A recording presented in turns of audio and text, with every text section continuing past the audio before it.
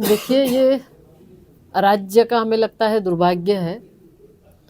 और जिस तरह से हम लोग आए दिन जो स्वास्थ्य मंत्री हैं उनका बयान देखते हैं, तो इस तरह से मतलब एक जिम्मेवार पद पे रह के इस तरह का गैर जिम्मेदाराना बयान शायद ही कोई देता है। तो इनका हमेशा कुछ न कुछ ऐसी बातें वो करते हैं जो कि मतलब ये लग रहा है कि जिस जिम्मेवार पद पे बैठे हुए व्यक्ति हैं वो शायद इस तरह का बात नहीं बोल सकते। और ये दुर्भाग्य है कि आज भी झारखंड बने 25 वर्ष हो गया और आज भी स्वास्थ्य व्यवस्थाएं जिस स्थिति में है। और बिल्कुल आपने जो कहा कि मतलब सबको एम्बुलेंस ना मिले, उनको झोली में लेके जाना पड़े, शायद इससे ज़्यादा और कोई शर्मसार करने वाली बात नहीं है।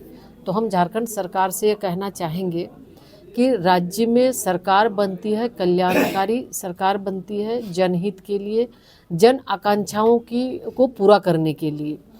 तो हमारा आग्रह होगा कि इन सारी चीज़ों को जो सुदूरवर्ती क्षेत्र में रहते हैं, सुदूरवर्ती क्षेत्र की जो समस्याएं हैं, राज्य सरकार उन सारी समस्या को ध्यान में रखते हुए उसका समाधान करने का प्रयास करें। जब भारत सरकार योजनाएं देती है, जब भारत सरकार फंड देती है, तो उस फंड का चाहे शिक्षा में हो, चाहे स्वास्थ्य में हो, नल जल योजना के तहत हो या अन्य योजनाओं में, तो राज्य सरकार को चाहिए कि जनहित को ध्यान में रखते हुए, राज्य हित को ध्यान में रखते हुए उस पैसे का सदुपयोग करें। लेकिन राज्य सरकार पैसे का सदुपयोग नहीं करती, उस पैसे का दुरुपयोग करती है। और कहीं ना कहीं जो जनोपयोगी योजना है, उस योजना के जो फंड आते हैं, उस फंड को ठेकेदारी की भेंट चढ़ा दी जाती है।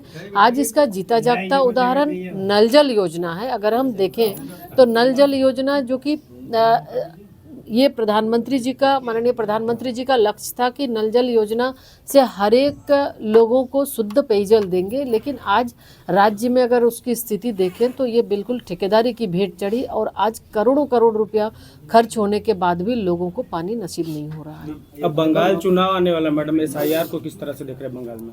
देखिए, आपने बिहार में देख लिया जी। SIR ये तो इलेक्शन कमीशन के जुरिडिक्शन में आता है और समय समय पर SIR वो उनके द्वारा कराया जाता है। बिहार को लेकर विपक्ष के लोगों ने बहुत प्रोपेगेंडा उड़ाया, आम लोगों को, आम जन को वो कंफ्यूज करने का काम उनके द्वारा, एक गलत नैरेटिव सेट करने का काम उनके द्वारा किया। लेकिन बिहार की जनता करारा जवाब विपक्ष को दी और SIR से किसी भी आम नागरिक को उसमें बहुत ही स्पष्ट रूप से इलेक्शन कमीशन के द्वारा कहा गया है कि कोई भी किसी भी माध्यम से कंप्लेन कर सकता है और उसका निराकरण होगा, उनकी सुनवाई होगी। तो निश्चित तौर पे आज बिहार में हमने देख लिया कि SIR हल्ला करते करते विपक्ष चले गए, इसलिए SIR कोई मुद्दा नहीं है।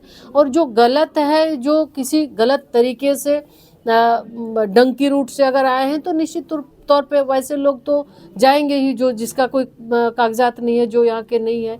तो इसलिए SIR से आम नागरिक को, जो भारतीय नागरिक है, कहीं भी कोई दिक्कत उन्हें नहीं हो रही है। ओके मैडम, एक अंतिम सवाल।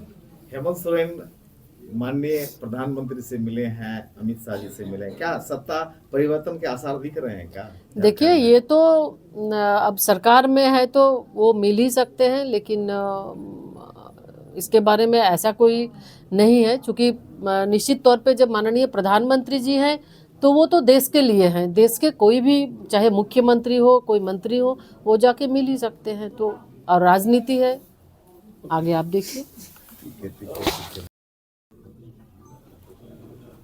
माता भद्रकाली की मंदिर पूजा करने आए हैं। आज सबसे बड़े सवाल मैं कुछ आपसे करना चाहता हूँ कि यहाँ पे देश विदेश के लोग पहुँचते हैं, लेकिन माँ की मंदिर खंडित होते जा रही है और माँ के बारिश में माँ की प्रतिमा के ठीक सामने पानी चूता है।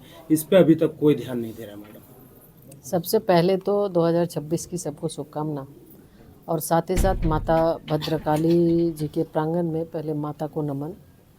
और लगातार ये प्रयास होता है माँ के दरबार में आने का, और इस दरबार से बहुत ही शांति, सुकून मिलता है।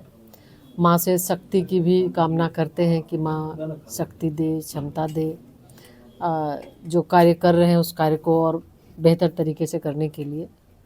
और निश्चित रूप से माँ सब पर ध्यान रखती है, माँ कृपा बरसाने वाली है।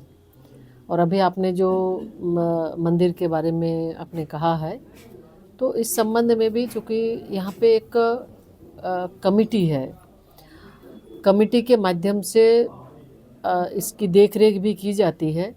और हम इस पर ज़रूर कमेटी से भी चर्चा करेंगे, चूँकि इसमें बीच के समय में कुछ परेशानियां हुई, सरकार के माध्यम से शायद कमेटी को डिस्टर्ब करने का भी प्रयास किया गया।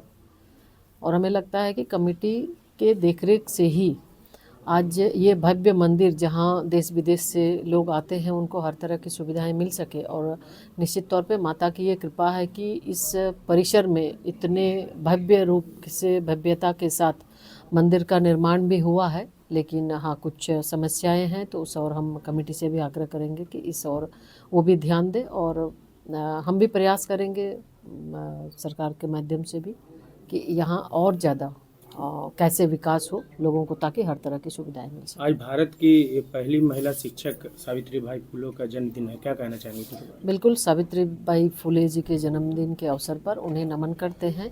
और वो महिलाओं के लिए रोल मॉडल है। उन्होंने जिस परिस्थिति में, विकट परिस्थिति में रहते हुए उन्होंने शिक्षा को चुना और स्वयं पढ़ी, और उसके बाद कठिन परिस्थिति में पढ़ाई भी की, और साथ साथ वो लोगों को पढ़ाने का भी काम की, समाज को जागरूक करने का भी काम की। और जिस समय महिलाएं घर से बाहर नहीं होती थी, वो आगे बढ़कर शिक्षा क्या चीज़ है, शिक्षा में कितनी ताकत है, कितनी शक्ति है, इस चीज़ को उन्होंने समाज को बताया भी, और समाज को एक दिशा देने का काम किया, और नारी को, महिलाओं को जगाने का भी उन्होंने काम किया है। उन्हें हम नमन करते हैं। बाल विकास केंद्रीय मंत्री हैं मैडम, झारखंड में अभी जो स्वास्थ्य व्यवस्था चरमरा सी गई है, इरफान अंसारी कहते हैं कि बहुत मुकम्मल व्यवस्था कर दी गई है, लेकिन वहीं बच्चे का शव जो है थैले में नजर आता है, इस पर क्या?